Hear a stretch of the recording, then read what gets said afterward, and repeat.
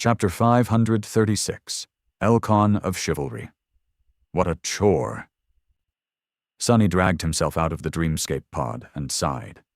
Even though the battle royale happened inside an illusion and his body wasn't tired or bruised, the mental exhaustion was real. The qualifier round had turned out to be much more demanding than Sonny had thought. Of course, he could have used the 3 shadows to augment himself and devastate the entire arena, but that would have defeated the purpose.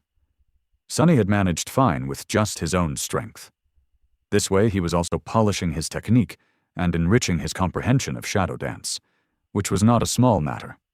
Putting on some clothes, he returned upstairs, sprawled on the sofa, and then looked at his communicator. Currently, hundreds of similar illusory battles were being broadcasted for people to see.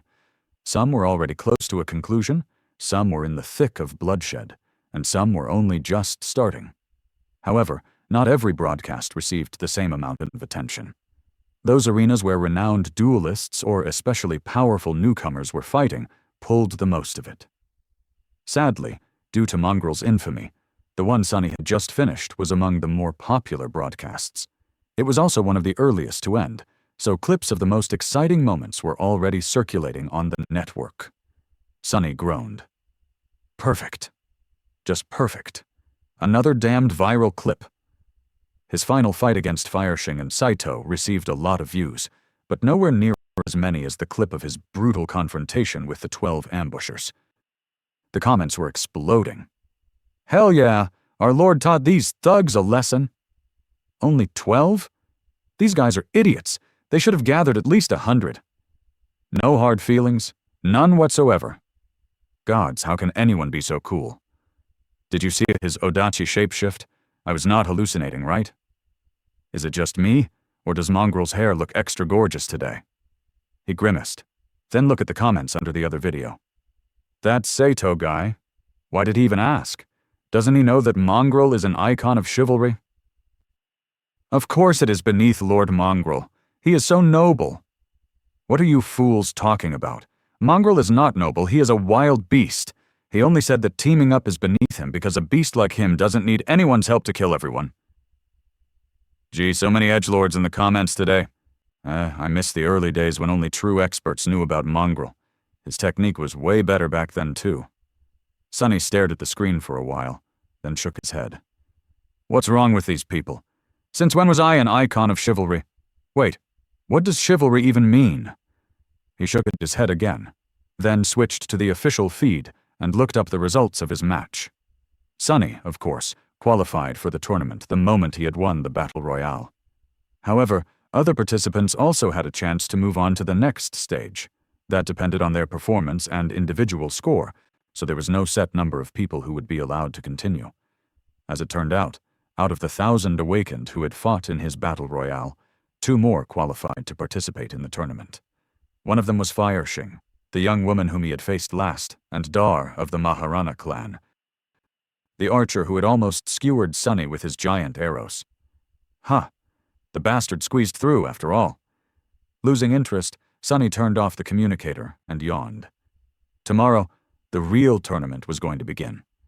Around 1,000 fighters, those who proved their mettle in the qualifying rounds, were going to face each other in proper duels.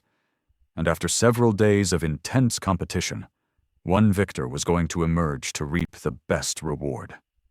I better rest well. He went back into the underground dojo, climbed into the sleeping pod, and closed his eyes. Soon, the familiar sight of the sanctuary appeared in front of him. Without wasting any time, Sonny left the altar island, went to his room, crashed on the narrow cot, and almost instantly fell asleep. Who said that there was no rest for the wicked? The next morning, Rain appeared at his doorstep for the training session, punctual as ever. Luckily, the tournament was not going to start until noon, so Sonny didn't have to find an excuse to cancel their lesson. Not that he would. This was much more important than some stupid tournament. He could get powerful memories elsewhere, but every day that passed was one less day for him to increase his sister's chances of survival. So tutoring Rain took precedence. The girl repeated the movements and katas he had shown her the last time. Her form was as horrible as he had expected, but Rain was nothing if not diligent. She was improving with every set, slowly correcting the mistakes he pointed to her and absorbing the technique into her bones. For a complete novice, she was doing rather great. Runs in the blood, I guess. Making sure that she couldn't see, Sunny faced away and grinned. At that exact moment, his communicator received a message. After looking at it, his mood improved even further. The message was from Aiko, informing him that the soul shards he had retrieved from the worm vine were finally sold. Transcendent shards were infinitely more rare and precious than those of lesser ranks, not only because they stored more essence, but also because there were aspect abilities and spell tech applications that depended on the quality of the raw materials used. So Sunny just became considerably richer. He had not dared to sell Solvain's soul shard, though. There were certainly awakened out there who could determine the nature and source of a shard.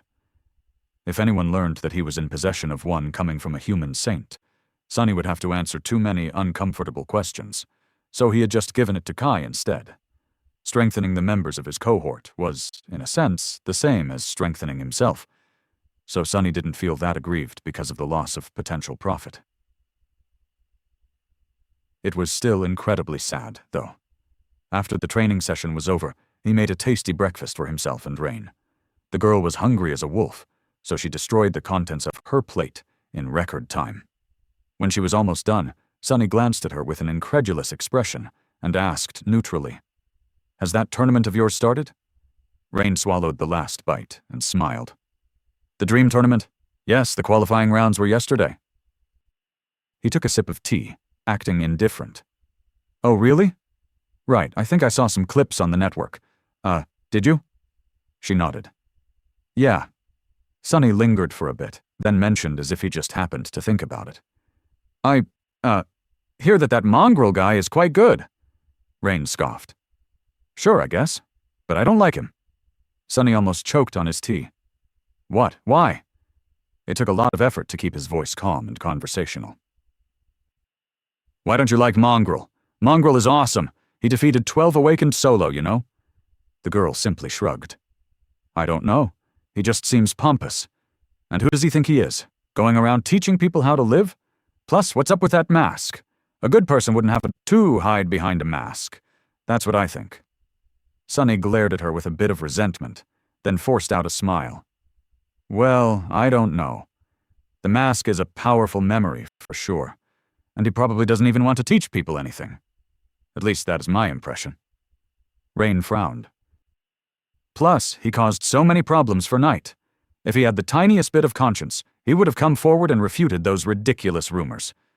But I bet that he doesn't." Sunny's eye twitched. "Aha! So this is the root of all this. Just you wait, Kai. I'll repay you for this one day." He slowly took another sip of tea and asked, hiding his outrage, "You seem to know a lot about that tournament, huh? I thought you weren't very interested in that kind of stuff." Rain sighed.